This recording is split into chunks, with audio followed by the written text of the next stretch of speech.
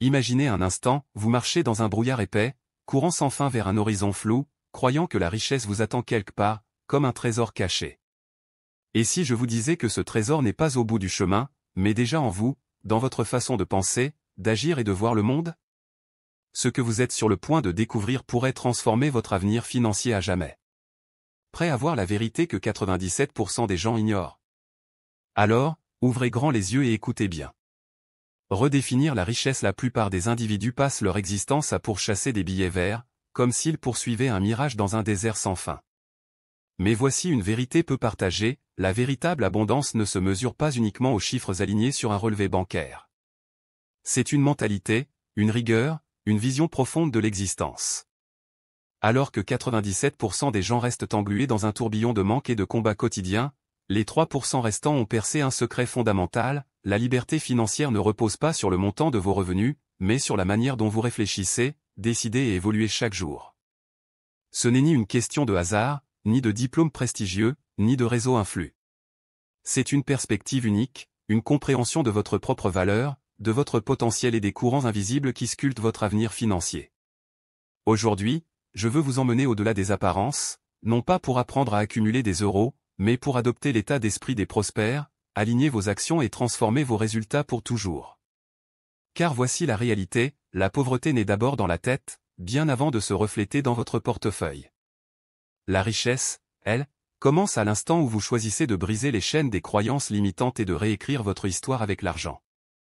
Êtes-vous prêt à comprendre pourquoi tant reste dans la galère, et comment rejoindre ceux qui s'affranchissent? Cette conversation pourrait bien être le tournant de votre vie. La loi de la priorité à soi. Voici une vérité simple mais puissante: si vous aspirez à bâtir une vraie fortune, pas seulement des dépenses plus luxueuses ou un mode de vie clinquant, commencez par vous rémunérer en premier. C'est la règle d'or. Avant de régler le loyer, les impôts, la facture d'eau ou même votre abonnement streaming, vous devez investir dans votre avenir. Certains diront, je n'ai pas assez pour ça. Mais laissez-moi vous révéler un secret, ce n'est pas une question de combien vous gagnez, mais de combien vous conservez, et surtout, de ce que vous faites avec ce que vous conservez. La richesse ne suit pas le salaire, elle répond à la discipline. Prenons un exemple concret, vous recevez un salaire, disons 600 € pour la semaine. La plupart regardent cette somme et commencent à déduire loyer, courses, carburant, sorties. À la fin, ils se disent, peut-être le mois prochain, je mettrai de côté. Les prospères, eux, renversent cette logique. Ils prélèvent d'abord 10%, parfois 20%, et placent cet argent dans des économies, des investissements, ou même un petit achat d'actifs durables. Ce n'est qu'ensuite qu'ils gèrent le reste pour couvrir la vie quotidienne. J'ai appris cette leçon dans une période difficile, assis à une table bancale avec à peine quelques euros en poche et une pile de factures. Un mentor m'a dit, n'attends pas d'avoir plus pour commencer. Commence avec ce que tu as, et plus viendra. J'ai débuté en mettant de côté 1 euro sur 10. Ça semblait dérisoire, presque risible. Mais cette habitude m'a appris à prendre le contrôle. J'ai cessé d'être l'esclave de mon argent pour en devenir le maître. Dites à votre argent où aller, au lieu de vous demander où il a disparu. Et sachez ceci, vous payer en premier n'est pas de l'égoïsme, c'est de la responsabilité. Chaque euro économisé ou investi devient un allié qui travaille pour vous. La question est, envoyez-vous ces alliés bâtir votre avenir, ou les gaspillez-vous dans des plaisirs éphémères, vous demandant pourquoi rien ne change? Pensez comme les 3% le jour où vous décidez que votre avenir vaut plus qu'un lateur de prix ou le dernier gadget à la mode, vous entrez dans l'univers des 3%. Pas parce que vos revenus explosent, mais parce que votre façon de penser s'élève. Une vérité dérangeante que beaucoup évitent, la majorité dépense avec ses émotions. Ils achètent ce qui leur procure une satisfaction immédiate: un smoothie bio, une nouvelle paire de sneakers, une soirée festive. Ces choix offrent un répit face au stress ou à l'ennui, mais ce répit est fugace.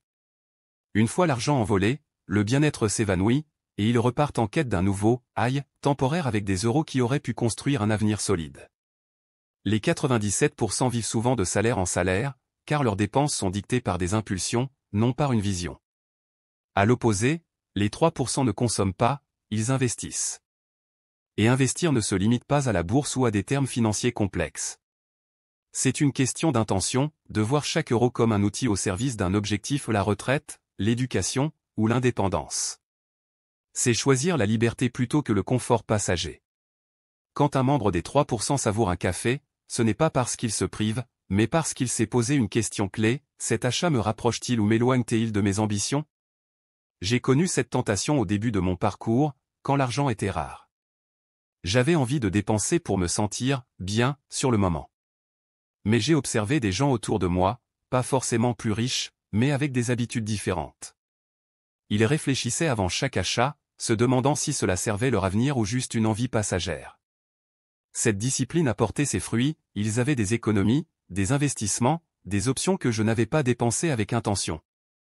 C'est connaître vos priorités et refuser de laisser des émotions fugaces diriger vos finances.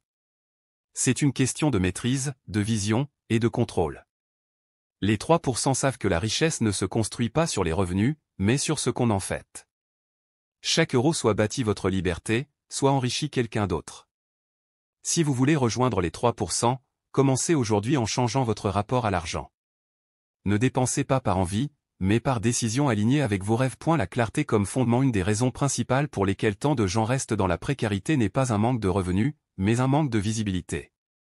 Leur argent s'échappe comme du sable entre leurs doigts, sans qu'ils sachent où il va. Les 97% naviguent souvent à l'aveugle dans leurs finances, espérant que ça ira. Mais la richesse ne se bâtit pas sur des espoirs flous, elle repose sur une clarté absolue. J'ai croisé tant de personnes frustrées par leur situation, mais refusant de regarder leurs chiffres en face. Ils disaient, je ne veux pas devenir obsédé par l'argent, ou, je m'en sortirai bien. La vérité? On ne peut gérer ce qu'on ne mesure pas. C'est comme conduire une voiture sans tableau de bord, vous pensez avancer, mais vous risquez de dévier sans le savoir. Les 3% savent précisément où va chaque centime non pas par obsession, mais parce que la clarté donne du pouvoir.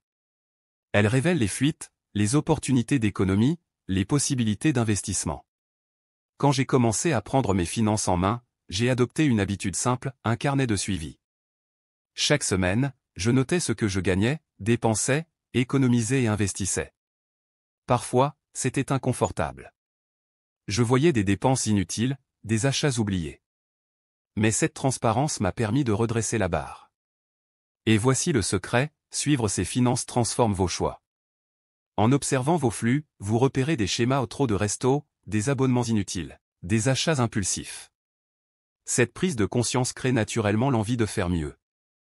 Avec des chiffres clairs, vous pouvez fixer des objectifs atteignables et vous y tenir. Pas besoin d'attendre un gros salaire ou un déclic.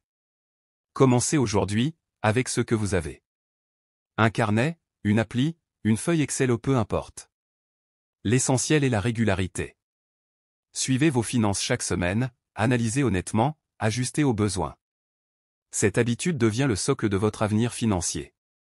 Pour passer des 97% aux 3%, soyez intransigeant avec la clarté. Sachez où va chaque euro, et vous saurez où mène votre chemin. C'est le premier pas vers une liberté financière durable.